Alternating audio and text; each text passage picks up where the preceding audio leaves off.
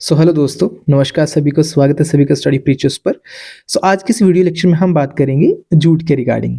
Jute जैसा कि आपको पता है इंडिया की एक कमर्शियल क्रॉप है, वेरी इंपॉर्टेंट, और जिसको कि आप कह सकते हो जो कि एमएसपी के अंडर आता है। इंडिया में देखो दो ही कमर्शियल क्रॉप्स जो है वो एमएसपी के अंडर आती हैं, एक है जूट और एक है कोपरा। ठीक है, दो हैं ये, तो दोनों हमें पता होनी चाहिए।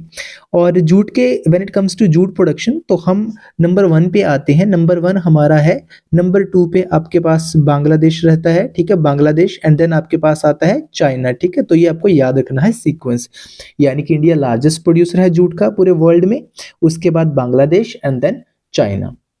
ठीक है, अब न्यूज़ में क्यों था? न्यूज़ में बेसिकली ये इसलिए था क्योंकि जूट के एमएसपी पे गवर्नमेंट ने क्या करा है, 6% हाइक दिया है। कितना? 6% हाइक इस पे कर दिया गया है। तो ये हमारे लिए जानना इंपॉर्टेंट हो जाता है। जैसा कि आपको पता है कि हमारे इकोनॉमी एंड एग्रीकल्चर सेक्टर में यहाँ से क्वेश्चन जो है वो फ्रेम हो सकते हैं और हर एग्जाम के लिए इंपॉर्टेंट है, चाहे आप कोई भी एग्जाम दे रही हो। ठीक है, तो लेट अस अंडरस्टैंड दिस कि जूट के रिगार्डिंग जो भी एक माइंड मैप क्या हमारे पास होना चाहिए, क्या एक माइंड मैप क्रिएट होता है हमारे दिमाग में when it comes to this word.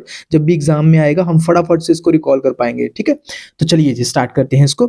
सबसे पहले हम क्या बात समझेंगे, देखो एमएसपी क्या होता है। एमएसपी वो मिनिमम सपोर्ट प्राइस होता है जो कि गवर्नमेंट इंश्योर करती है, किसानों को ये वादा करती है कि किसी भी ऐसे डिजास्टर के टाइम पे, यानी कि अगर ऐसा होता है कि फसल की जब आप उसको जब बोते हो तो उस जब ये डिक्लेयर कर दिया जाता है, ठीक है, गवर्नमेंट के द्वारा, और कौन सी एजेंसी से डिक्लेयर करती है वो भी हम बात करेंगे।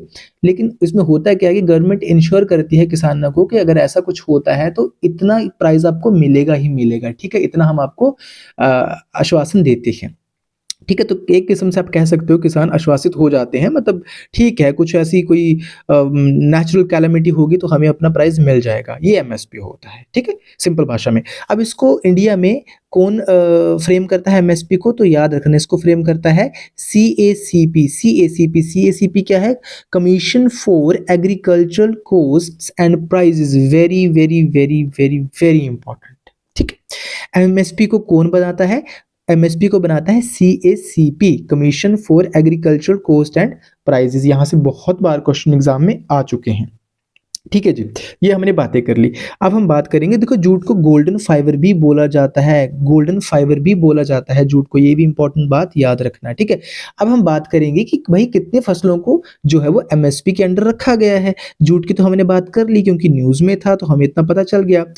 तो देखो, जो खरीफ की फसलें हैं उनको 14 फसलों को इसके अंडर रखा है। कौन कौन सी हैं? पैडी आ गया, ज्वार आ गया, बाजरा, मेज, राई, तुर जो अरहर होता है, ठीक है, मूंग दाल, अरहर, ठीक है, उड़द की दाल, आपकी groundnut, soybean, sunflower, sesamum, niger seed and cotton, ये सब खरीफ में आते हैं।